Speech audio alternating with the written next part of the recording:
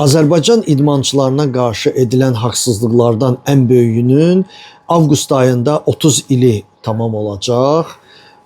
Olimpiya oyunlarında 1996-cı ildə Atlantada Azərbaycanlı sərbəst güləşçi Namiq Abdullayev 52 kiloqramda finalda Valentin Yordanovla görüşürdü.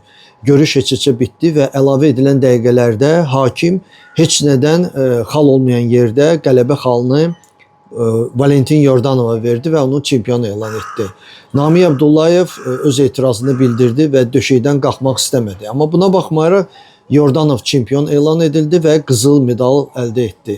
Və illər keçəndən sonra Yordanov o hakimlərin səhvini boynuna aldı və dedi ki, sadəcə olaraq mənim 37 yaşım vardı, mən idmandan gedirdim və məndən çempionluq daha vacib idi. Namiq isə sonra da çempion ola bilərdi. Doğrudan da həmin hadisədən 4 il sonra Namiq Abdullayev Sidneydə Amerikalı Samuel Hansona qalib gələrək Olimpiya çempionu oldu. Ən maraqlısı odur ki, Namiq Atlantada evə qayıdandan sonra ölkə başçısı Heydər Əliyev idmançılarla görüşdə onu çempion elan etdi və çempiona layiq olan mükafatı verdi. Yəni bir daha həyatda çox maraqlı hadisələr olur ki, nə qədər sənə haqsızlıq etsələr də sən öz xarakterini göstərib lazımı titulu əldə edə bilirsən. Sadəcə olaraq gücünü göstərməlisən.